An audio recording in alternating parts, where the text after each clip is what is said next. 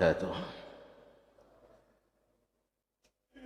Alhamdulillahi rabbil alamin wal aqibatu lil muttaqin wala udwana illa 'alal zalimin.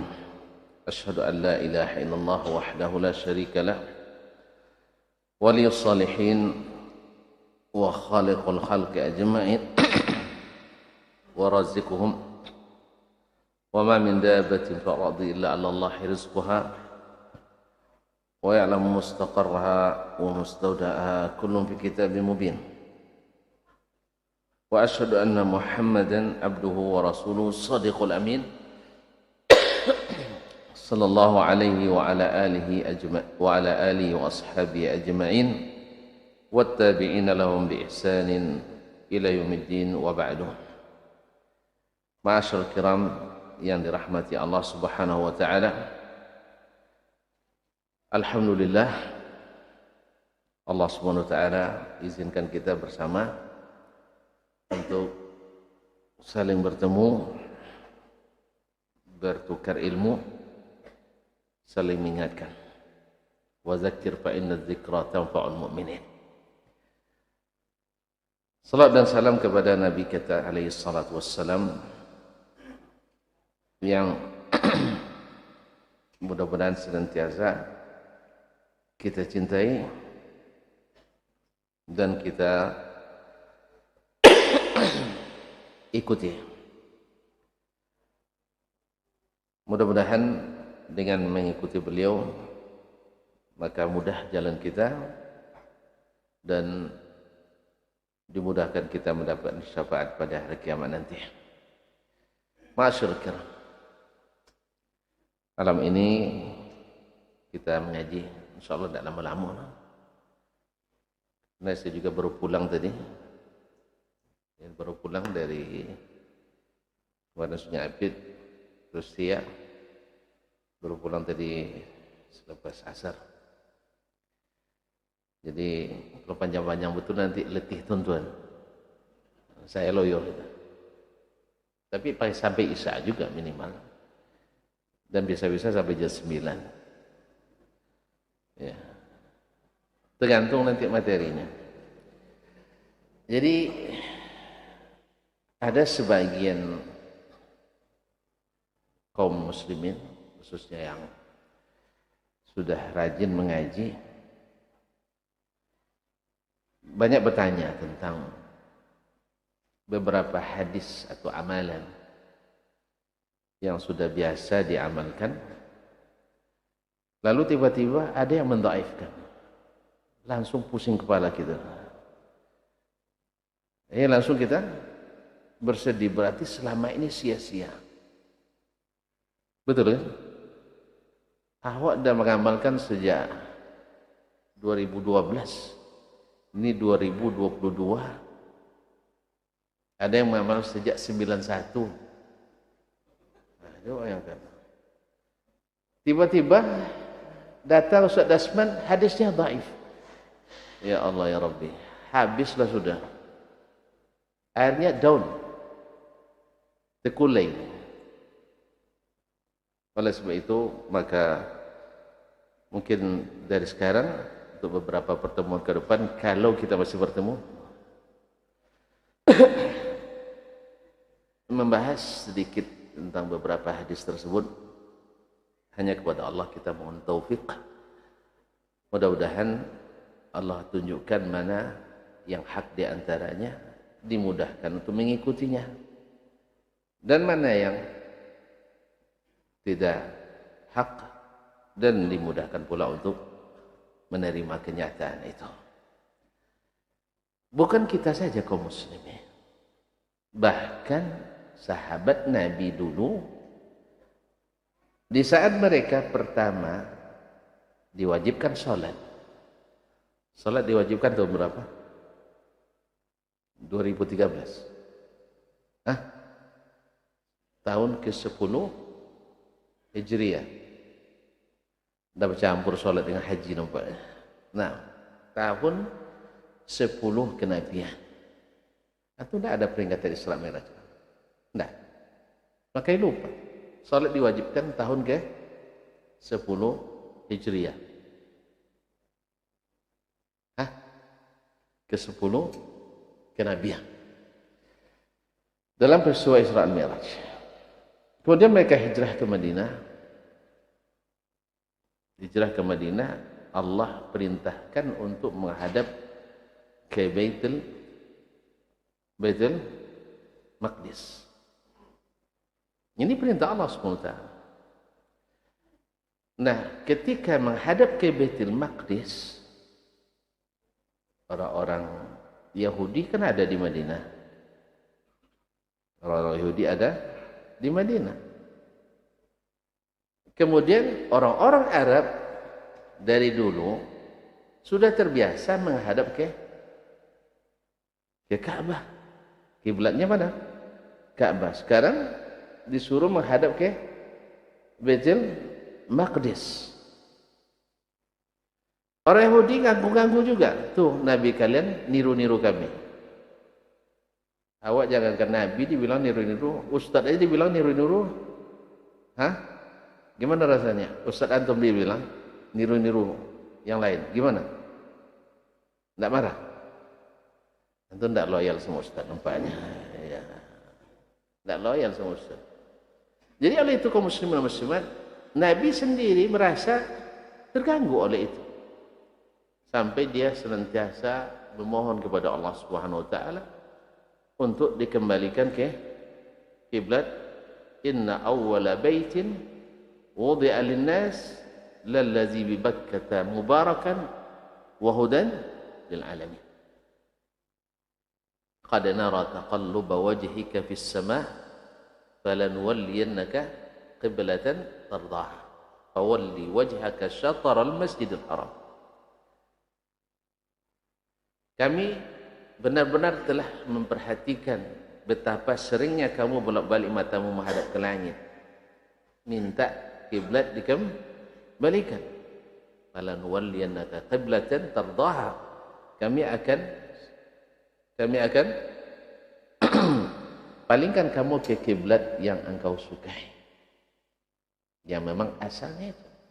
Fawalli wajhaka syatral masjidil haram. Maka hadapkanlah wajahmu ke arah Masjidil Haram. Lalu sahabat, ketika sudah dipindahkan kiblat, mereka pun merasa khawatir dan takut. Salat kita selama ini ternyata sia-sia. Jadi bukan kita aja sebenarnya. Ya, semua orang. Jadi maka oleh sebab itu kaum muslimin muslimat dirahmati Allah, memang kita juga harus juga dalam menyampaikan kadang-kadang juga harus jangan langsung putus sekali gitu ya. Ya Ustaz ya, dia potong langsung putus gitu. Karena orang paling tidak suka amalannya dibilang sia-sia, dibilang salah. Awak suka pula bilang itu. Pas kita kena, ternyata sakitnya tuh tak tertanggungkan. Sampai ada yang berkaitan dengan surat Kahfi ini, sejak dapat berita hadisnya dhaif, tidak baca-baca lagi surat Al-Kahfi. Apa sebab? Ternyata selama ini sia-sia. Maka Allah Subhanahu wa taala turunkan, "Wa ma kana Allahu liyudhi'a imanakum. Innallaha bin-nasi laraufur rahim." Allah takkan sia-siakan iman kalian, amal kalian itu. Sesungguhnya Allah Maha Pengampun, Maha Penyayang. Jangankan amalan yang dilakukan dalam keadaan beriman, orang yang mengamalkan kebaikan di saat jahiliyahnya kemudian bertobat dengan masuk Islam, Allah balikkan keburukan itu menjadi kebaikan. Orang yang berdosa bertobat, ulaika alladzina yubaddilullahu sayyi'atihim hasanat. Oleh sebab itu, maka pada malam ini saya mencoba sesuai dengan apa yang saya ketahui saja. Kalau ada yang nambah nanti silakan, tapi jangan dikurangi. Jangan dikurangi. ditambah saja tidak ada masalah. Wa ma utitu minal ilmi illa qalila. Dan apa yang akan saya sampaikan ini juga nyontek juga ada yang lain. Mengutip, mengamati, memahami, habis itu dirubah redaksi saja. Bahkan tidak, kadang-kadang secara tekstual. Saya banyak mengambil baik dari yang mutaqaddimin maupun yang mu'asirin. Di antara yang sering saya dengarkan sejak masih kuliah di Jakarta lagi adalah murid Syekh Al-Albani rahimahullah, Syekh Abu Ishaq Al-Huwaini yang dari Mesir. Khususnya dulu syarah beliau tentang kitab Mustalah Nukhbatul Fikar, itu saya punya sirah lengkapnya dulu saya dengarkan. Ma'asyarul kiram. Jadi sebenarnya amal tentang membaca surat Al-Kahfi di hari Jumat bukan hal yang baru. Walaupun bagi sebagian kita hal baru. Iya, sebagian kita maksudnya hal baru. Padahal ideal adalah sesuatu yang sudah lama. Buktinya jumhurul ulama dari kalangan Al-Hanafiyah seperti yang disebutkan oleh Imam At-Tahawi dalam hasyiahnya halaman 324 dan Ibnu Abidin dalam hasyiat Ad-Durrul Muhtar juz 2 164. Demikian pula menurut mazhab Asy-Syafi'iyah, di kalangan Asy-Syafi'iyah seperti disebutkan oleh Imam An-Nawawi dalam Al-Majmu' juz 4 548 dan Raudhatul Talibin juz 2 halaman 46. Kemudian di kalangan Al-Hanabilah seperti disebutkan oleh Ibnu Muflih dalam Al-Furu' juz 3 160 dan Al-Bahuti dalam kitab Kasyaful Qina' 2 juz 2 halaman 43 bahwa membaca surat Al-Kahfi di hari Jumat dianjurkan. Membaca surat Al-Kahfi pada hari Jumat mustahab, disunatkan. Artinya tidak wajib ya. Artinya tidak wajib, disunatkan. Kemudian ini yang dipilih oleh Ibnul Hajj Al-Maliki dalam kitabnya Al-Madkhal ila Ma'rifati al-Bid'ah wal Hawadis. Ini pula yang dirajihkan oleh Imam Ibn Baz dan Syekh Muhammad bin Shalih Al-Utsaimin minal mutaakhirin. Seperti yang dilihat dalam Majmu' Fatawa Syekh bin Baz 12 4 15 dan Syekh Ibn Utsaimin Majmu' Fatawa wa Rasail juz 16 143. Dasarnya hadis Abu Sa'id Al-Khudri. Hadis Abu Sa'id Al-Khudri radhiyallahu ta'ala anhu. Sa'ad ibn Malik ibn Sinan. Ini kalau sudah ngaji-ngaji pakai nama-nama kitabnya udah boleh ngantuk kita nampaknya. Saya paham. Ya, saya paham. Kadzalika kuntu min qablu famanallahu alaihi. Ya kalau sudah mulai rawahu fulan itu udah mulai tidak nyambung lagi. Iya. Oleh sebab itu mohon maaf saya agak, makanya selalu saya bawa berinteraksi dengan antum ini. Makanya jangan marah dah kalau saya bilang antum tidak loyal sama ustaz. Jangan marah dah. Nah, rupanya marah antum. Baik. Kaum muslimin dan muslimat Allah. Dari Nabi sallallahu alaihi wasallam. Ini riwayat diriwayatkan oleh Imam Al-Hakim dalam Al-Mustadrak, kemudian muridnya Imam Al-Baihaqi dalam Syu'abil Iman dan As-Sunanul Kubra. Kemudian dari Abi Sa'id Al-Khudri radhiyallahu anhu an Nabi sallallahu alaihi wasallam annahu qala, bahwa Nabi sallallahu alaihi wasallam bersabda, Man qara'a surat al-kahfi yawmal jum'ah. Siapa yang membaca surat al-kahfi pada hari Jumat. Sabar dulu ya. Lalu malamnya gimana? Oh, nak mulai sekarang. Yawmal jum'ah, pada hari Jumat. Adha'a lahu minan nur ma bainal jum'ataini. Dalam riwayat lain, fi ma bainahu wa bainal baitil atiq. Siapa yang membaca surat Al-Kahfi pada hari Jumat, memancar sinar antara dia, memancar baginya sinar cahaya antara dua Jumat itu.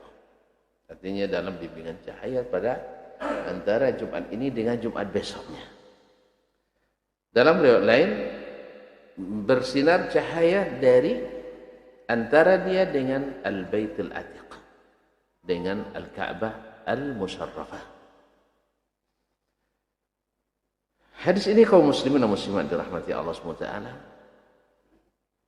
dari sisi sanad, dari sisi matan, mukhtalifun atau mukhtalafun fihi. Sanadnya terjadi khilaf, matannya pun terjadi khilaf. Kalau gitu terpaksa kita bahas. Atau setuju, kalau enggak kuat menahan khilaf, enggak usah kita bahas. Nah, ma'asyiral kiram dirahmati Allah. Hadis ini diriwayatkan dari Abu Sa'id oleh Tamim ibn Abbad. Dari Tamim ibn Abbad diriwayatkan oleh Abu Mijlaz Lahiq ibn Humaid. Dari Abu Mijlaz diriwayatkan oleh Abu Hashim Ar-Rummani. Abu Hashim Ar-Rummani. Dari sini sampai ke Abu Sa'id, ini sanadnya bersih, sahih. Yaitu Abu Hashim Ar-Rummani, namanya diikhtilafkan orang. Ada yang mengatakan namanya Yahya ibn Dinar. Ada yang mengatakan namanya Yahya bin Al-Aswad dan lain-lain. Tapi tidak masalah. Berapa banyak orang yang disedar dengan gelarnya saja tapi tidak diketahui namanya. Karena ada orang kampung istri saya, bukan orang kampung istri saya, mertua saya.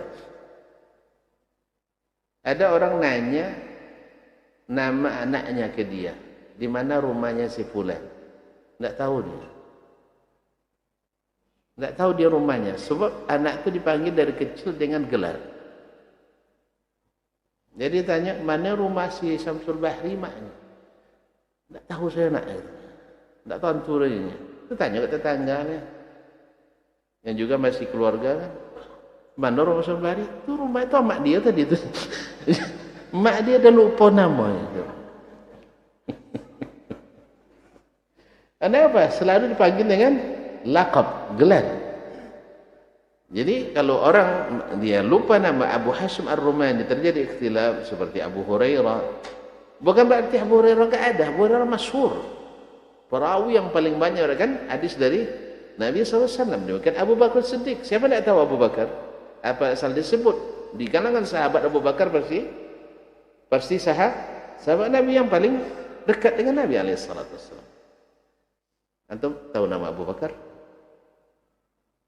Hah? Lupa, enggak apa-apa, enggak masalah itu. Enggak masalah, bukan antum sendiri, banyak yang enggak tahu namanya. Nah. Tapi Abu Bakar tahu kan? Orangnya ada apa enggak? Alhamdulillah dah. Jadi Abu Hashim Ar-Rumani terjadi khilaf namanya. Tapi dia thiqatun thabt. Demikian juga gurunya Abu Mijlas Lahiq ibn Humaid juga thiqah. Kemudian Tamim bin Abbad atau Qais bin Abbad, dia juga thiqah. Kemudian Abu Sa'id Al-Khudri, Sa'd ibn Malik ibn Sinan radhiyallahu ta'ala anhu, dan ditanya lagi sahabat, kulluhum udul. Sahabat itu semuanya udul. Masyaallah kiram dirahmati. Cuman dari Abu Hashim Ar-Rumani terjadi ikhtilaf, baik lafaznya maupun sanadnya. Masyaallah kiram, dari Abu Hashim Ar-Rumani ada 5 orang murid yang meriwayatkan. Sekira antum langsung hafal nih. Ini pertama kita naqad hadis. Masyaallah kiram dirahmati. Diriwayatkan dari Abu Hashim Ar-Rumani ada 5 perawi, 3 thiqah, 1 dhaif, 1 majhul. Coba diulang. 3 thiqah. Thiqah itu maksudnya apa? Uang siko. Al-thiqah itu yang mengumpulkan antara al-adalah wa dhabt. Artinya adlun dhabitun. Adlun istiqamah agamanya, istiqamah muru'ahnya. Istiqamah agamanya Ahlus Sunnah wal Jamaah. Ya. Istiqamah muru'ahnya orang yang menjaga adab, etika, bahkan estetika. Nah, bila kedua itu terkumpul, itu namanya adl. Sedangkan dhabit yaitu yang menjaga hafalannya atau catatannya. Yang pertama disebut dengan dhabtus sadr, yang kedua disebut dengan dhabtul kitab. Dhabit dadanya, hafalannya, atau dhabit tulisannya. Tulisannya terjaga terus, tidak rusak oleh orang lain. Karena sebagian muhaddis bila dia sudah, bahasa kita ini sudah pikun, kadang-kadang dimasukkan hadis oleh anaknya yang bukan hadisnya. Faluqqina fatalaqqan. Sehingga ketika diimlakkan ini hadis dia bilang hadis saya, ternyata bukan. Nanti akan diketahui dengan apa? Dengan mengkomparasikan riwayat murid yang senior dengan murid yang junior. Siapa yang belajar darinya di awal, di saat hafalannya, tulisannya masih bagus, dan siapa yang belajar di ujung-ujung waktu. Tonton, pernah antum belajar dengan guru yang sudah mulai pikun? Tidak pernah. Berarti antum kurang merasakan indahnya belajar. Saya sudah pernah. Ya. Jadi beliau itu, Masya Allah, kadang-kadang ada yang bertanya-tanya, Buya katanya. Dia tanya kan, udah serius dia menjawab. Belakang ngomong, nguji itu Buya katanya. Kamu nguji ya katanya. Nah, ada yang pas dia didatanginnya untuk dipukulnya, ada pula yang nyiapkan, ke sapu Buyanya. Akhirnya dipukul sama sapu tuh.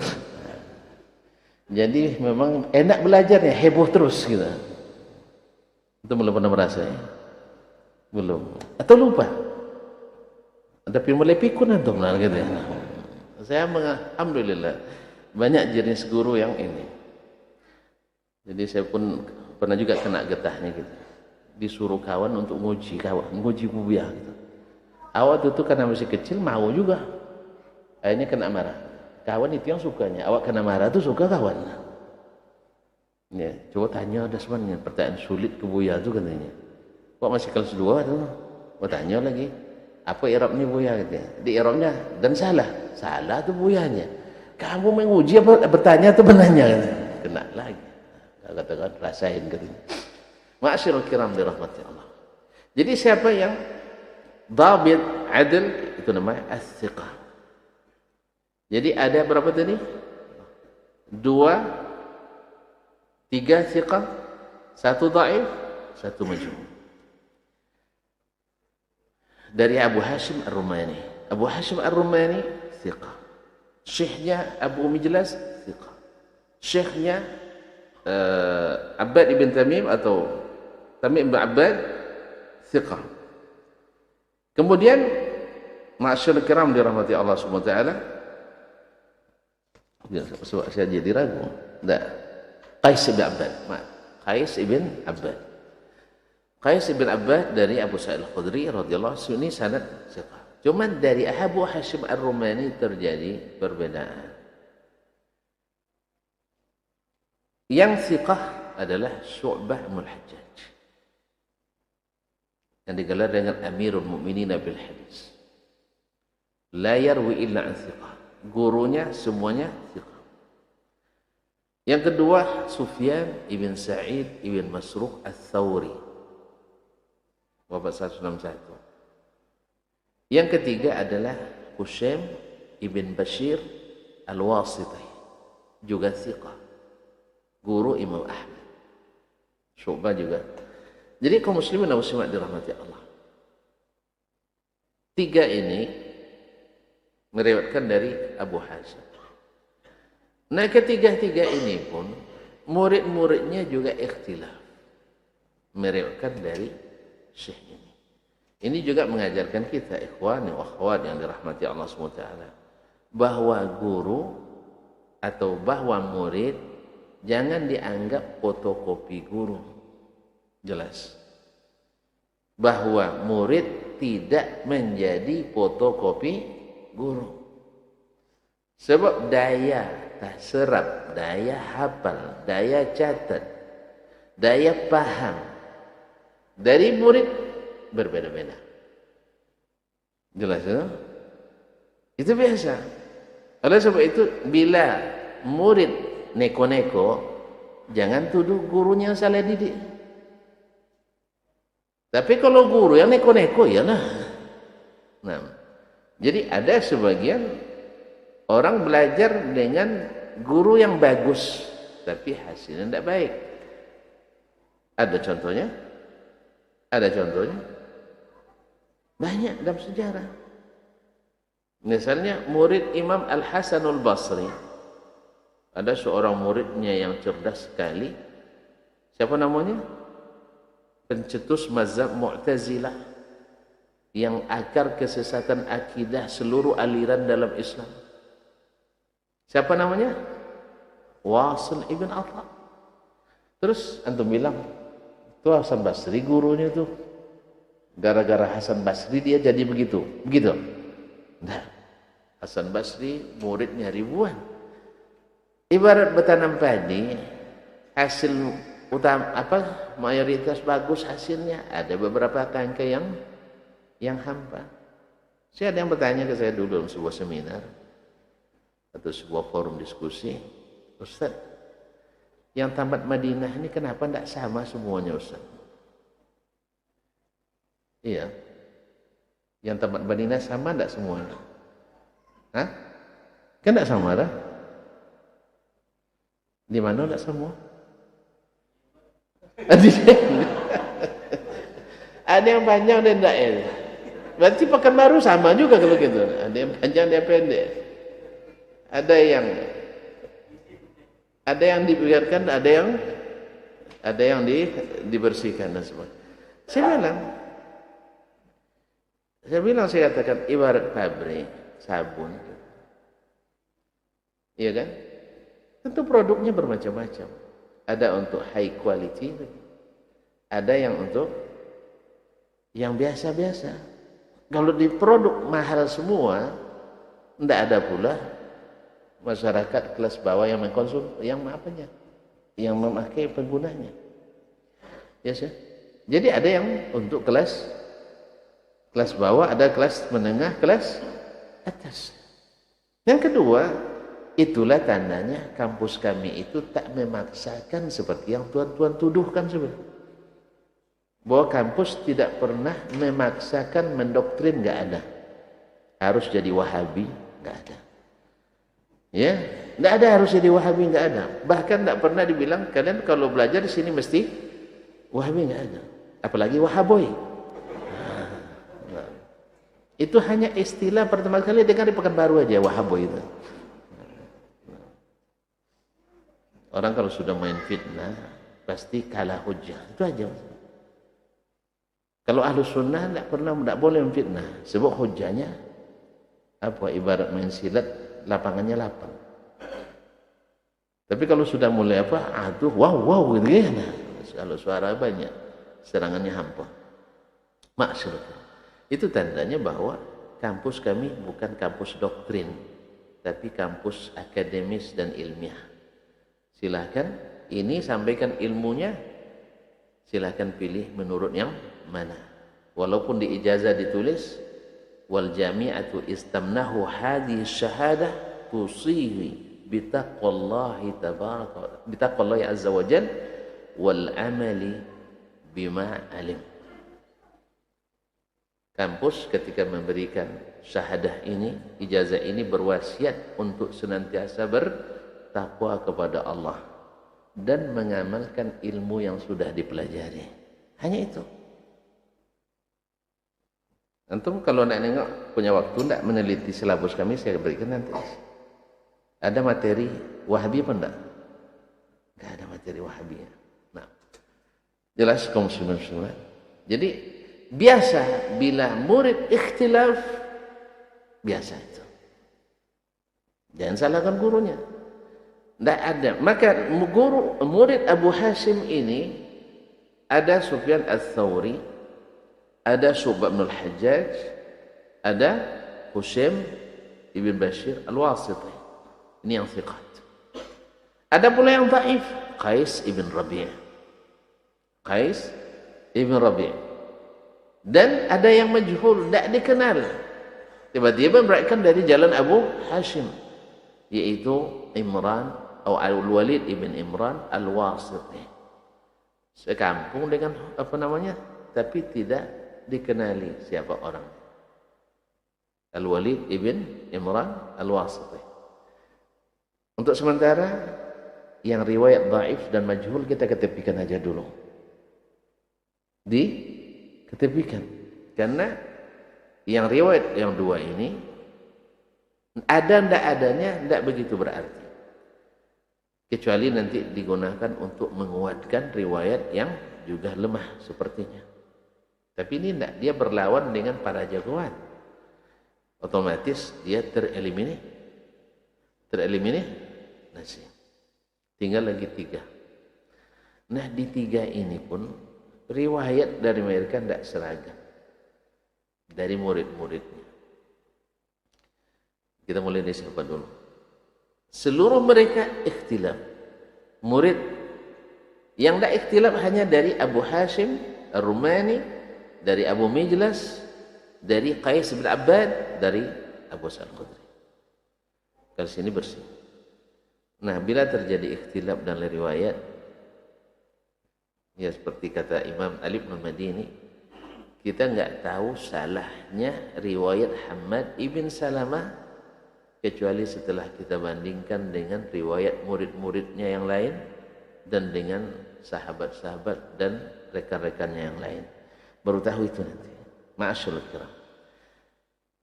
Diriwayatkan dari Syu'bah, wa Syu'batu, dan Syu'bah kita tahu sendiri adalah dari sisi riwayat aqwa ats-tsalatsa, yang paling kuat di antara yang 3. Baik Sufyan Ats-Tsauri walaupun dia imam mutqin, tapi Syu'bah radhiyallahu rahimahullah lebih hati-hati. Cuman Syu'bah sendiri riwayat darinya terbagi juga, tidak juga seragam. Ada yang meriwayatkannya dari Syu'bah dari Abu Hashim Ar-Rumani sampai ke Abu Sa'id Al-Khudri marfu'an. Marfu'. Ada yang meriwayatkannya mauquf. Yang meriwayatkan dari Syu'bah, dari Abu Hashim Ar-Rumani, dari Abu Mijlas, dari Qais ibn Abbad, dari Abu Sa'id Al-Khudri yang marfu' itu Yahya ibn Katsir, bukan Yahya ibn Abi Katsir, Yahya ibn Katsir Abu Ghassan Al-Anbari. Dia thiqah. Cuman dibanding dengan rawi yang lain, yaitu Muhammad ibn Ja'far Gundar. Gundar itu artinya dalam bahasa Persia sari'ul hifz, seperti kilat.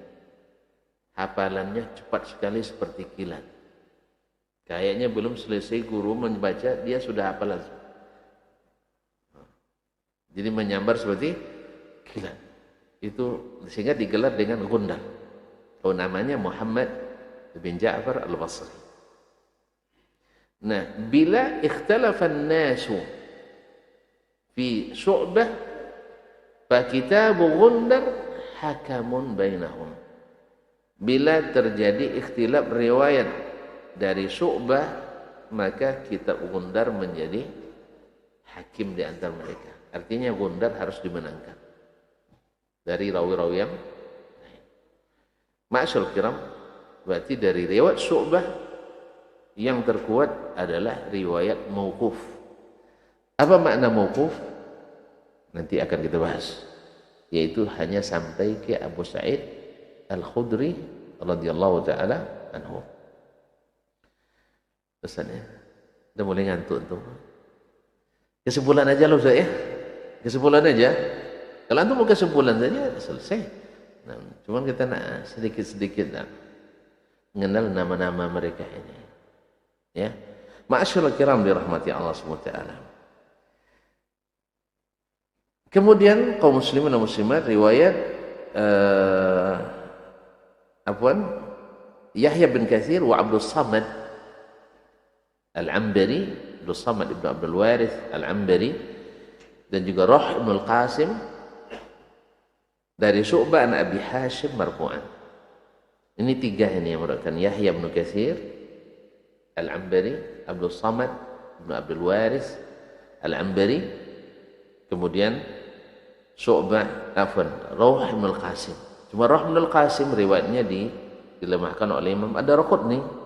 Riwayat Ruh ibn Al-Qasim diriwayatkan oleh, tinggal lagi riwayat Yahya bin Katsir dengan riwayat Abdul Samad Al-Ambari. Nah, di sini ulama melihat, menilai, walaupun Gundar orangnya tadi hebat, tapi dia sendiri. Sedangkan ini berdua. Ada yang menguatkan Gundar dari sisi hafalannya, karena dia seperti kata tadi para ulama, seperti perkataan Ali bin Madini rahimahullah, bila ikhtalafan nas, bila orang berselisih dalam meriwayatkan dari Syu'bah, fa kitabu Gundar hakamun, jadi pemutus. Sama dengan idza ikhtalafan nas fil lughatil arabiyyah fa lughatu Quraisy hakamun bainahum. Bila terjadi khilaf antara bahasa Arab, bahasa orang Quraisy menjadi pemutusnya. Kalau saya bilang idza ikhtalafan nasu fil lughatil Indonesia Raya, maka bahasa orang Riau hakamun. Iya. Saya kita pertama ke Jakarta kan mulai bergaul dengan yang dari seluruh daerah Ustaz ya. Disalahkannya mulu gitu. Lahja gitu ini. Ya bahasa Indonesia. Lalu saya bilang, nahnu Quraisy wa antum sairul qabail. Kami ini Quraisynya Indonesia. Bila terjadi khilaf antara bahasa Indonesia orang Riau dengan orang selain Riau, maka bahasa Riau didahulukan. Setuju ya? Setuju antum nampak. Tinggi juga rasisnya. Kaum muslimin dan muslimat dirahmati Allah SWT. Jadi ada yang merajihkan riwayat ini, riwayat Gundar dari Syu'bah, mauquf, artinya hanya sampai pada Abu Sa'id Al-Khudri, tidak sampai ke Nabi SAW. Dan ada yang menguatkan dua-duanya, seperti Imam Ibnul Mulaqqin dalam Al-Badrul Munir. Imam Ibnul Mulaqqin, gimana kita melemahkan riwayat yang marfu'? Perawi yang ini itu juga, perawi yang itu juga. Artinya dari Syu'bah diriwayatkan mauqufan wa marfu'an. Dari Sufyan Ats-Tsauri diriwayatkan mauqufan wa marfu'an. Riwayat dari Husaim marfu'. Daripada ditarjih, lebih baik dua-duanya diterima. Ini saya potong sedikit jalan ini. Tidak apa ya. Mau panjang-panjang juga? Sudah dicatat belum? Kayaknya bingung mencatatnya dari mana pula. Nah, saya paham Ustaz, saya paham. Sebenarnya antum tidak butuh yang seperti ini nih. Ya, tidak butuh seperti ini. Cuman saya nak nengokkan pula, saya ngerti hadis seperti tidak. Itu masalahnya. Karena orang kadang-kadang apa dia tahu nih gitu ya. Baik. La haula wala quwwata illa billah. Baik, kita azanlah dulu ya. Kita dengar azan sampai jam berapa, Bang? Abang sudah kasih PR ke saya 3 hadisnya. Ya, ada nanti hadis tentang membaca surat ayat kursi selesai sholat fardu. Kan banyak juga yang risaunya. Ya. Kemudian hadis tentang doa kafaratul majlis. Nampaknya tak cukup semajlis. Ya. Hah? Enggak, abang ni nak mencatat dia bagaimana? Dia nak mencatat. Bagaimana ikhtilafnya para ulama. Makanya kaum muslimin dan muslimat, ini sengaja dikatakan karena biar tahu kita kenapa Imam Az-Zahabi rahimahullah ketika menyebut atau ketika meriwayatkan tentang Imam Ad-Daraqutni yang mendiktekan kitabnya Ilalul Hadis, tentang Ilalul Hadis dari hafalannya seperti tadi itu direkkan ikhtilaf ulama, ikhtilaf para perawi itu semuanya di sininya atau di sininya, tergantung akan letak di mana. Sini apa sini? Atau di sini, dengkul. Tergantung ya. Masyaallah kiram dirahmati Allah. Kata Imam Az-Zahabi, in sahha dzalika anhu, kalau benar seperti itu dari didiktekan dari hafalannya, asyhadu anna Ad-Daraqutni ahfadhu ahli dunya. Kalau betul itu dari hafalannya, bukan dari catatannya, saya bersaksi beliaulah orang yang paling hafiz di dunia. Allahu Akbar. Ada lagi guru Imam Al-Bukhari, Al-Ulum Al-Madini. Juga punya Kitabul Ilal Al-Musnad Al-Mu'allal, Ya'qub bin Syaibah, punya ribuan juzuk yang dia tuliskan itu. Oh, nuliskan sebuah hadis ini loyo juga kita buatnya. Nah, baik. Jadi riwayat Syu'bah, riwayat Imam Syu'bah rahimahullah taala diriwayatkan oleh Yahya ibn Katsir wa Abdul Samad ibn Abdul Waris Al-Ambari dan Ar-Ruh bin Qasim dari Syu'bah dari Abi Hashim mauquf marfu'. Dan di sini 3. Kemudian diriwayatkan oleh Muaz ibn Muaz Al-Ambari dan juga Muhammad ibn Ja'far Gundar dari Syu'bah mauqufan ala Abi Sa'id Al-Khudri. Jadi ikhtilafnya satu sampai ke Nabi, satu hanya sampai ke sahabat. Yang sampai ke Nabi namanya hadis marfu. Yang hanya sampai ke sahabat namanya hadis mauquf. Ya. Tentu beda antara perkataan sahabat dengan perkataan Nabi sallallahu alaihi wasallam. Karena perkataan Nabi itu hukum dalil syar'i. Perkataan sahabat tidak menjadi dalil kecuali kalau didukung oleh dalil syar'i. Baik. Kemudian riwayat Ats-Tsauri diriwayatkan Ats-Tsauri meriwayatkan daripada Abu Hashim juga mauquf. Kalau kita lihat sebagian ulama mentarjih riwayat Syu'bah yang mauquf dan menganggap riwayat yang marfu salah. Berarti sekarang berhadapan antara Imam Ats-Tsauri dan Syu'bah di satu sisi dengan Husaim ibn Bashir Al-Wasiti di sisi lain. Dan riwayat Husaim sendiri juga tidak sepakat rawi daripadanya. Ada yang meriwayatkan mauquf, ada yang meriwayatkan marfu, ada yang meriwayatkan sampai ke Nabi sallallahu alaihi wasallam, ada yang meriwayatkan sampai ke sahabat Abu Sa'id Al-Khudri radhiyallahu taala anhu faqat. Nah, kalau demikian, tuan-tuan pilih yang mana coba? Anda jelas itu?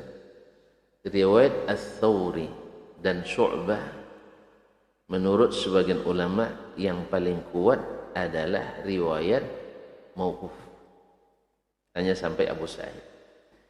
Sebaliknya riwayat Husain berdasarkan rawi daripadanya yang kuat adalah riwayat yang marfu sampai ke Nabi sallallahu alaihi wasallam. Sekarang Syu'bah dan Sufyan Ats-Tsauri berlawan dengan Husaim ibn Bashir Al-Wasiti. Yang dua imam ini meriwayatkan hadisnya mauquf dari Nabi, dari sahabat. Sedangkan Husaim riwayat yang kuat daripadanya adalah meriwayatkannya dari Nabi sallallahu alaihi wasallam. Oleh sebab terjadi khilaf di antara ulama di sini. Sebagian seperti Abu Ad-Daraqutni mentarjih riwayat al-mauquf. Yang sahih riwayatnya adalah mauquf dari Abu Sa'id Al-Khudri radhiyallahu taala anhu. Sedangkan riwayat al-mauquf khata, al-marfu' khata adalah keliru dari perawi. Tapi tadi sudah sebutkan Imam Ibnul Mulaqqin rahimahullah, Imam Ibnul Mulaqqin rahimahullah ta'ala mengatakan tidak. Sebab dia mengatakan walaka an taqul, kamu bisa saja mengatakan ayu dalilin ala sawabil riwayat al-waqf, apa dalilnya bahwa riwayat mauquf itu sahih, wa khata' riwayat ar-rafa', riwayat yang marfu' sampai ke Nabi itu salah. Sebab apa? Beliau mengatakan warwatu hadhihi hum ruwatu hadhihi, riwayat yang marfu itu juga perawinya, riwayat yang mauquf itu juga perawinya, baik dari Syu'bah maupun dari Sufyan maupun dari Husaim, semuanya ikhtilaf, semuanya ikhtilaf. Maka daripada ditarjih, lebih baik dikatakan bahwa dua-duanya diriwayatkan dari masing-masing imam itu. Inilah yang dilakukan oleh yang mensahihkan hadis ini dari Nabi sallallahu alaihi wasallam. Bahwa hadis ini sahih dari Nabi sallallahu alaihi wasallam. Sedangkan yang lain menyatakan tidak. Karena dua orang imam berawan dengan satu orang yang tidak sampai ke derajat imam. Husaim tidak seperti Sufyan Ats-Tsauri, tidak sekuat Syu'bah ibn Hajjaj. Dan tadi kita sudah lihat riwayat yang terkuat dari Syu'bah dan Sufyan Ats-Tsauri adalah riwayat waqf mauquf. Oleh sebab itu yang sahih dari keduanya menurut ini adalah riwayat yang hanya sampai Abu Sa'id Al-Khudri. Oleh sebab itu mesti kita tentukan mana yang benar di antara kedua riwayat dan mana yang salah. Maka mereka menganggap yang benar adalah riwayat yang mauquf, hanya sampai pada Abu Sa'id Al-Khudri. Tinggal masalah, kalau kita bagi ulama yang mensahihkan seperti Al-Hakim, Al-Baihaqi, kemudian Imam Al-Hakim, Imam Al-Baihaqi, kemudian Imam Al-Albani, kemudian Syekh bin Baz dan lain-lain masih banyak. Saya tidak hafalkan semuanya, bahwa mereka mensahihkan hadis yang kedua-duanya. Artinya marfu' sahih, mauquf juga sahih. Kalau ini tidak ada masalah lagi. Berarti tidak ada lagi yang risau ya. Tidak ada lagi yang risau. Tapi bagi yang mensahihkan riwayat mauquf marfu' salah, ya seperti yang dilakukan oleh Imam Ad-Daraqutni dan yang lain-lain. Ya, untuk mutaakhirin banyak seperti Syekh Abu Ishaq Al-Huwaini, dia mengatakan hadis yang marfu ini salah, yang benar adalah mauquf. Maka tinggal masalah, kalau dia mauquf, apakah tidak boleh diamalkan? Kan kalau mauquf kan tidak jadi dalil kan? Tidak jadi dalil. Ma'asyarul kiram dirahmati Allah. Kalau kita lihat tadi para fuqaha al-mazahib al-Hanafiyah, al-Syafi'iyah, al-Hanabila dan sebagian al-Malikiyah, mereka mengamalkan atau tidak? Mengamalkan atau tidak? Mengamalkan. Berarti secara eksplisit, secara tidak langsung, para imam-imam ini juga mensahihkan riwayat itu. Walaupun tidak dia sebutkan, karena tidak semua fuqaha itu ahli dalam mensahihkan dan mendhaifkan hadis, tapi mereka mengamalkan. Dasarnya apa? Karena yang hadis seperti ini haditsun mauquf lahu hukmul marfu'. Hukumnya dia riwayatnya mauquf memang. Tetapi secara hukum dia sama dengan hadis marfu'. Apa maknanya? Hadis marfu' dengan hadis lahu hukmul marfu', hukum marfu'. Artinya apa?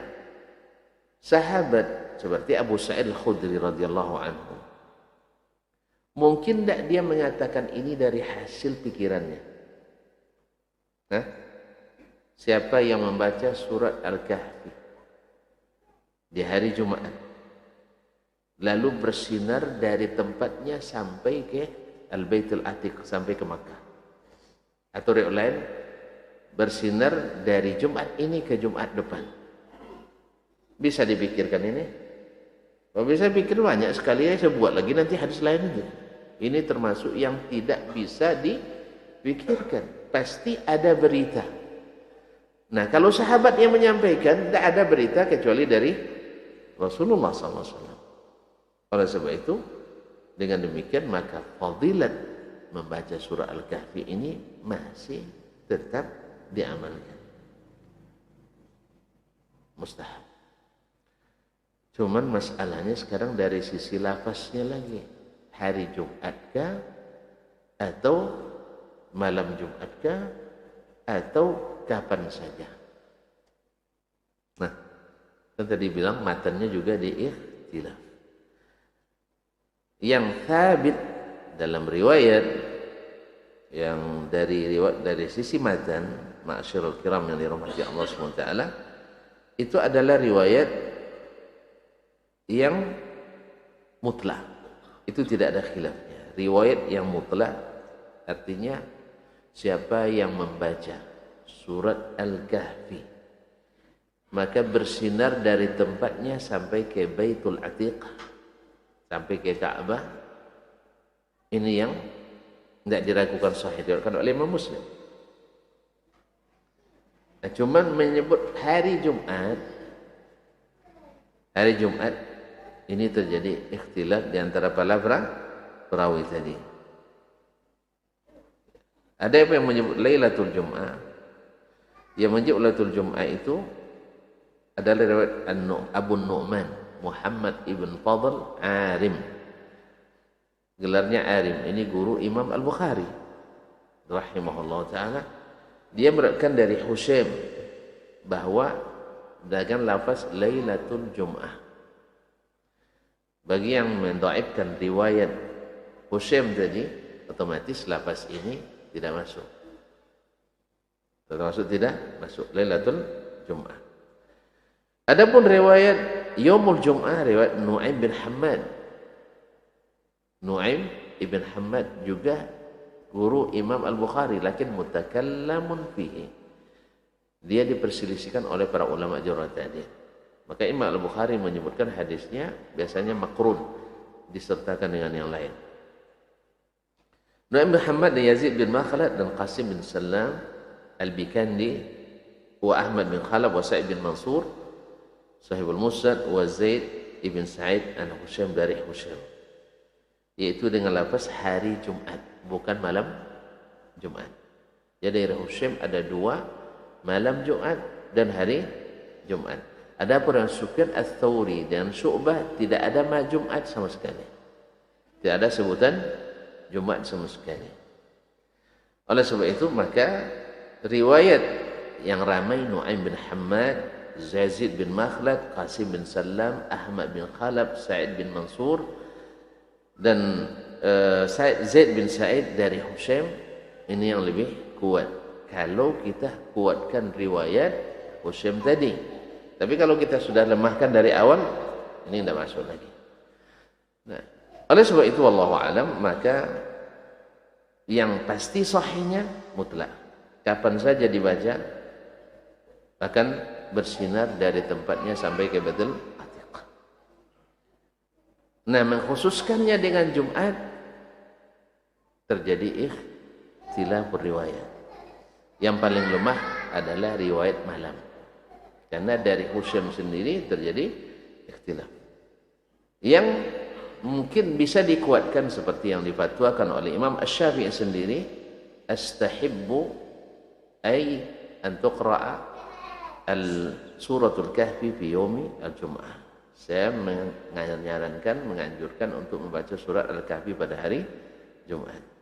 Dan itulah yang mu'tamad di kalangan jamaahir al-fuqaha atau jumhurul fuqaha al-arba'ah. Ma'asyiral kiram dirahmati Allah Subhanahu wa taala. Ditambah lagi riwayat ini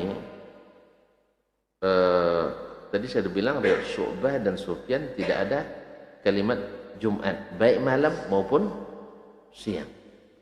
Yang ada adalah membaca surat Al-Kahfi. Itu riwayat. Nah, ini riwayat ini yang kuat. Cuman riwayat Husaim tadi, kembali ke masalah tadi, ada malam, ada siang. Yang malam lemah karena sebagian besar dari murid Husaim meriwayatkan hari Jumat.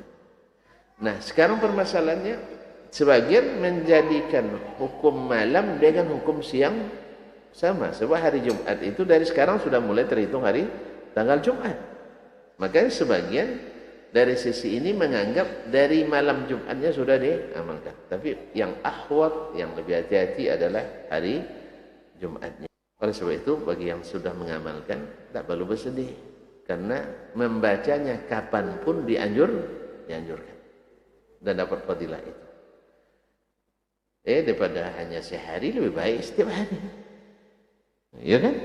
Daripada hanya sehari, lebih baik setiap hari. Dan ketika Jumat kita datang, termasuk hari Jumat tidak ada larangan. Jelas? Jelas ya? Oleh sebab itu tak perlu bersedih. Khususnya yang sudah dari tahun 91 kemarin. Ya, tidak usah bersedih. Lanjutkan. Ya, setiap hari dibaca dan ketika datang Jumat juga dibaca. Wallahu ta'ala alam. Jelas? Tapi jangan nunggu Jumat lagi ya. Jangan nunggu Jumat. Artinya supaya kita keluar dari ikhtilafnya para ulama ini. Tapi kalau ada yang baca hari Jumat, dasarnya juga ada. Ya, saya cenderung ke pendapat Ibnu Mulaqqin rahimahullah taala bahwasanya karena riwayat yang meriwayatkan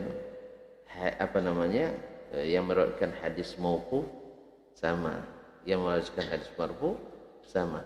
Kemudian hari Jumat itu sendiri ada riwayat-riwayat lain yang menguatkannya seperti dari Abdullah bin Umar Ibn Al-Khattab radhiyallahu taala anhu walaupun sanadnya dhaif.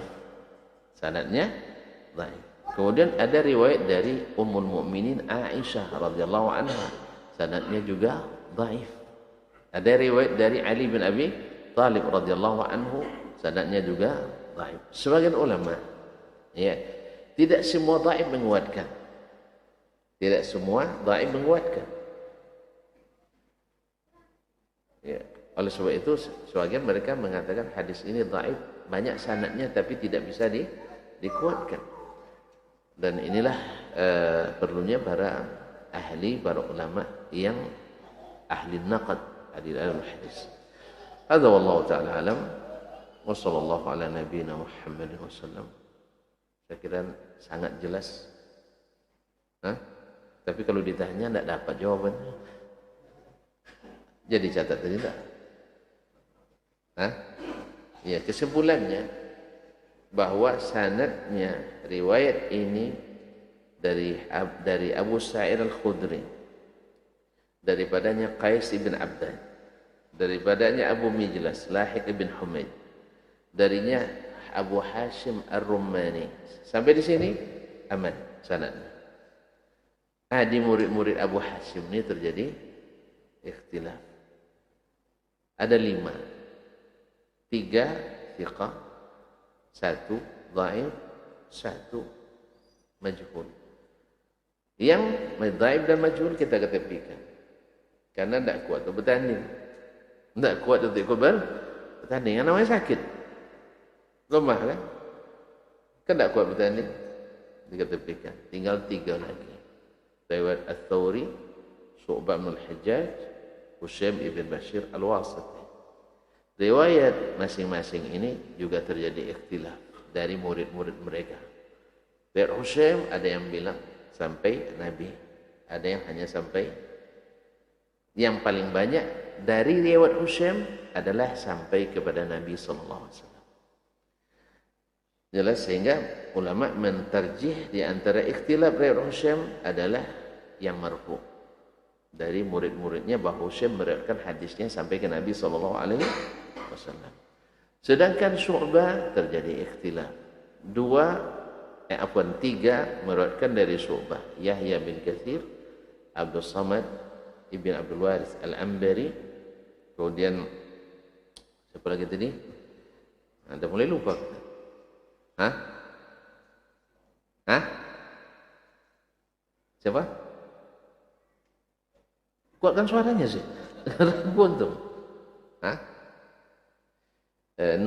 Antum lupa. Baik. Ada 3 atau 4 tadi yang meriwayatkan daripada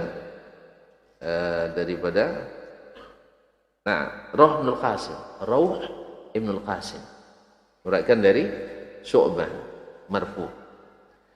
Sedangkan Mu'az ibn Mu'az Al-Ambari, kemudian Muhammad ibn Ja'far Gundar meriwayatkan dari Syu'bah dari Abu Hashim Ar-Rumani sampai akhir sanad, hanya sampai Abu Sa'id Al-Khudri. Demikian juga dari Sufyan Ats-Tsauri jadi ikhtilaf.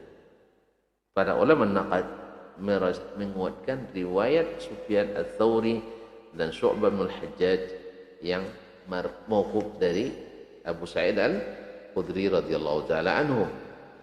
Sehingga dengan demikian mereka mengadu sekarang antara Husaim satu orang dengan Syu'bah dan Ats-Tsauri 2 orang. Kalau dilihat kekuatannya, Ats-Tsauri dan Syu'bah tidak lawannya Husaim. Masih satu aja, tidak lawan, apalagi berdua. Ibaratnya ini gunung dua-dua ini. Ya. Oleh sebab itu, yang memilih tarjih antara kedua riwayat, bahwa hadis yang sahih tentang fadilat surat Al-Kahfi ini adalah riwayat mauquf dari Abu Sa'id Al-Khudri. Nah, ketika sudah ditarjih seperti ini, kan dah terang tuh hadis yang sahih dari riwayat ini adalah hadis mauquf dari Abu Sa'id Al-Khudri. Nah, yang seperti ini para ulama hadis menyebut, dan para fuqaha juga menyambut, bahwasanya yang seperti ini tak masuk ijtihad di dalamnya. Oleh sebab itu, walaupun riwayatnya mauquf dari Abu Sa'id, maka hukumnya tetap marfu dari Nabi sallallahu alaihi wasallam, seolah-olah Nabi yang mengatakannya. Cuman karena tidak sahih secara riwayat, maka kita tidak pastikan itu dari Nabi sallallahu alaihi wasallam, tapi hukumnya seperti dari Nabi sallallahu alaihi wasallam, diamalkan. Cuman riwayat sampai di situ, Syu'bah dan Tsauri tanpa menyebutkan hari Jumat. Husaim yang menyebutkan hari Jumat. Kalau antum ikut ulama yang menguatkan riwayat mauquf, tidak khusus hari Jumat. Berlaku untuk semua hari termasuk hari Jumat. Kalau antum menjamak seperti Ibnul Mulaqin tadi, seperti Syekh Al-Albani dan yang Syekh bin Baz dan lainnya, berarti menerima kedua riwayat baik mauquf maupun marfu', maka ada kekhususan hari Jumat. Apalagi didukung dengan riwayat-riwayat yang lain walaupun tidak sahih, tapi dikumpulkan, mudah-mudahan menunjukkan bahwa itu ada asalnya. Apalagi diamalkan langsung oleh Abu Sa'id Al-Khudri, diamalkan oleh Abdullah bin Umar bin Khattab, juga dari Ali bin Abi Thalib. Tapi masing-masing sanad yang Aisyah, Ali dan Abdul Umar riwayatnya memang dhaif. Oleh sebab itu, ambililah, amalkan setiap hari termasuk hari Jumat. Kalau pas sempatnya hari Jumat saja, ada juga asal riwayat yang menguatkan, wallahu taala a'lam. Saya kira tidak ada pertanyaan, jelas sekali. Hafal aja yang belum ya? Hafalnya belum. Insyaallah biasa. Karena zaman hafalan itu kayaknya udah habis. Jadi kalau ada orang hafal sekarang, luar biasa itu nikmat Allah kepadanya. Semoga Allah SWT memberikan kita ilmu yang bermanfaat, amal yang saleh, dan sekira sudah nyaman ya. Sudah nyaman, Pak? Anda alhamdulillah, terima kasih dan mohon maaf. Wallahu taala alam wa sallallahu ala nabiyina. Naam. Enggak, jawaban enggak sepanjang tadi pula. Enggak.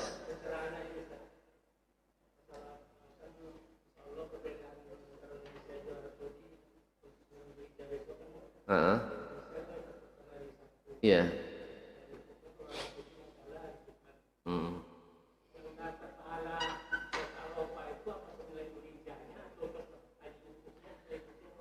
Baik, ditanyakan kepada Syekh Masyayikhuna, di antaranya juga Syekh Muhammad bin Shalih Al-Utsaimin tentang masalah ini.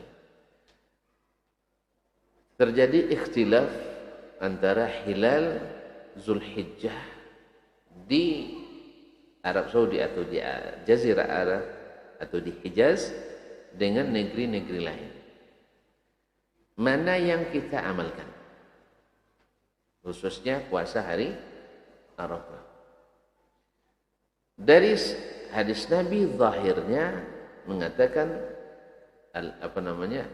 siyamu yaumi Arafah, siyamu yaumi Arafah tukaffiru as-sanata allati qablaha was-sanata allati ba'daha. Puasa di hari Arafah menembus dosa setahun sebelumnya dan setahun sesudahnya. Nah, sekarang terjadi perbedaan hilal, tentu tanggal. Kalau hari Arafah itu kan tanggal 9. Apakah kita puasa tanggal 9-nya atau puasa pada waktu jemaah haji sedang wukuf? Ustaz, mana di mana kita puasa? Maka saya katakan, kalau antum sedang berada di Arab Saudi, maka puasa di saat orang itu wukuf, kecuali antum ikut haji. Tapi kalau antum berada di negeri antum sendiri, maka puasa Arafahnya tanggal 9 Zulhijjah. Apa alasannya? Sebab sudah berlanjut dari dulu, sejak zaman Nabi SAW, hilal itu tidak sama nampaknya dari satu daerah ke daerah lain. Dan Nabi tidak pernah mewajibkan kita untuk mencari tahu kapan hilal di Syam, diutus utusan misalnya, sebab masalah hari Arafah nanti. Tidak ada Nabi mengutus. Kan 9 hari kan cukup, gitu kan?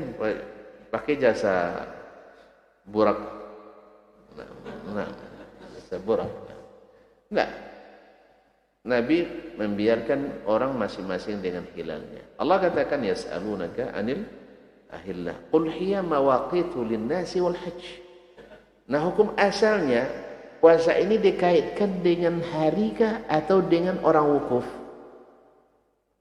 Saya ulang kembali. Puasa Arafah dikaitkan dengan orang wukuf kah atau dengan tanggalnya? Dengan tanggal, alhamdulillah. Oleh sebab itu kita puasa pada tanggal 9 sesuai ru'yah. Tapi kalau seandainya bukan ru'yah, maka kita ikut.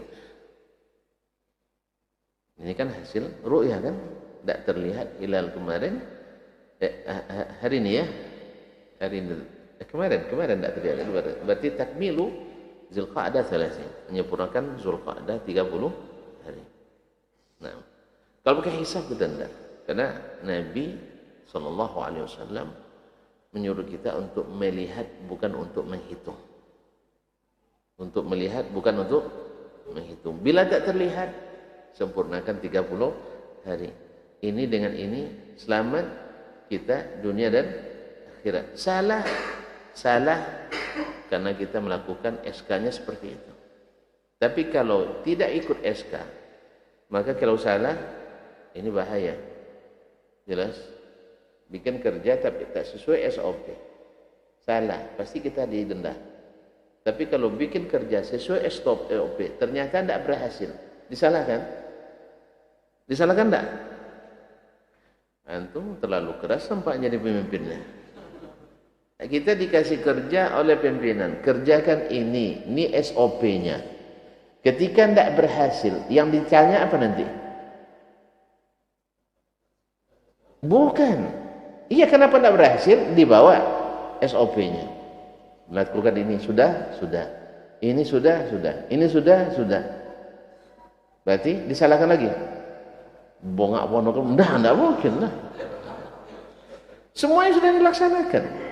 Makanya ketika terjadi zaman Ali bin Abi Thalib radhiyallahu anhu salah hilal karena mendung tak terlihat. Ternyata mereka puasanya di tanggal 2 Ramadan. Berarti sehari kemarin mereka tidak puasa. Apa kata Ali bin Abi Thalib radhiyallahu anhu? La alaikum hakadha amarana Rasulullah sallallahu alaihi wasallam. Kalian tidak berdosa. Beginilah kita disuruh oleh Nabi sallallahu alaihi wasallam. Tidak terlihat sempurnakan Sya'ban. Lalu apa solusinya? Maka ganti yang kemarin karena tidak tahu. Allah tidak menghukum orang yang tidak tahu karena ikut prosedur, ikut SOP. Kalau sempat kita tak ikut SOP, kita tentukan dengan cara kita sendiri, sempat gagal, kita tanggung jawab, berdosa. Makanya Imam Asy-Syafi'i rahimahullah ta'ala ini mengatakan man takallama fil Qur'ana, Ibnu Abil Izz Al-Hanafi mengatakan man fassara al-Qur'ana bi ra'yihi fa'asab fahuwa azim. Siapa yang menafsirkan Al-Qur'an dengan pendapatnya benar tetap berdosa. Wa man fassara al-Qur'ana bil ilmi, siapa yang menafsirkan Al-Qur'an dengan ilmu fa akhta'a fahuwa ma'jurun. Dia kalau berbicara Al-Qur'an dengan ilmu ternyata salah, hasilnya tetap berpahala. Apa sebab? Karena dilarang bernafsirkan Al-Quran dengan pendapat dan disuruh menafsirkan Al-Quran dengan ilmu. Andainya sekarang saya menafsirkan Al-Quran dengan Al-Quran dengan hadis, dan saya diberikan kemampuan bahasa Arab lumayan lah, Nausorok pandai juga sedikit, gitu kan? Bahasa Indonesia tadilah awak Quraisynya. Nah, lalu saya tafsirkan sesuai dengan kapasitas ilmu saya, ternyata salah. Ya, di bidang yang saya mampu untuk itu, insya Allah berpahala. Tapi kalau orang yang tak punya ilmu sedikit bahasa Arab, tidak pandai, sudah itu jadi pakar tafsir pula. Mana pula tidak pandai bahasa Arab jadi pakar tafsir. Lalu nafsirkan dengan pendapat, sekalipun benar tetap berdosa. Sebab apa? Menyalahi SOP. Jelas? Tidak saya nampak. Coba nanti antum jadi kepala kantor nih, tahu antum makna itu nanti. Iya. Coba jadi kepala kantor, tahu kita maknanya. Kalau anak buah kerjakan tak sesuai dengan arahan, sekalipun betul kita tak terima kerjanya. Betul kan? Kamu ini tidak ada mata anggaran, ini tidak cair dananya. Iya, tidak cair dananya. Tidak anggaran itu tidak ada. Jelas kan? Ini contoh bukan ilustrasi, kejadian ini. Kejadian. Ada seorang pejabat, ya, dia menggunakan logikanya, bukan menggunakan aturan. Logikanya gimana? Beliau ketua pembangunan sebuah masjid. Di lembaga sebagai bendahara. Bendahara itu pegang duitnya. Nah, duit yang dipegang ini, nak disetor ke bendahara pusat, belum ada mekanisme untuk menerimanya, belum ada SOP. Kalau tidak ada SOP diserahkan juga, sama dengan tidak diserahkan. Nanti temuan, hanya dia pegang, kemana-mana dibawa.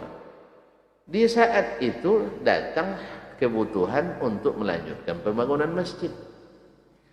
Uang masjid ada pada rekening beliau sebanyak uang tadi yang dipegang dalam tas tadi. Anggaplah misalnya 25 juta kan. Menurut dia daripada uang ini dibawa kemana-mana, rentan kecurian, dirampok dan sebagainya, lebih baik pakai uang ini aja untuk masjid dulu. Jumlahnya toh sama. Kan orang duit kan hitung, diminta orang kan jumlahnya kan, bukan kertas itu kan. Oh ini enggak kertas yang kemarin, enggak ada orang gitu. Ada gitu kan enggak? Yang ditanya kan nilai. Maka nilai 25 juta sama dengan yang ada di rekening. Dia keluarkan. Dalam pada itu datang pemeriksa, badan pemeriksa keuangan. Itu diperiksa bendahara lah kan. Tuh tengok ini aman, sesuai SOP, sesuai mata anggaran. Ini sesuai ini. Ini uang ini di mana nih Pak? Kan ada masukannya. Total 25 juta. Ada di bank, Bu. Mana resi setorannya? Bukti? Bukti? Setoran. Kan dia kan di bank, berarti kan ada bukti setoran. Lalu dikisahkan lagi kisah tadi. Uang ini, uang masjid, Bu. di rekening itu. Yang ini uang saya pakai. Tidak boleh Pak. Ini melanggar aturan. Cuman karena uang ada, namanya pelanggaran administrasi. Makanya terpaksa dibuatkan. Untuk administrasi. Kalau sempat disanksi, masuk tangsi, berbahaya. Jadi kaum muslimin dan muslimat, sesuaikan dengan SOP-nya. Ya Bang? Selesai Bang? Sudah tagawi yang kecil. Terima kasih dan mohon maaf. Wallahu ta'ala alam. Wassalamualaikum warahmatullahi wabarakatuh.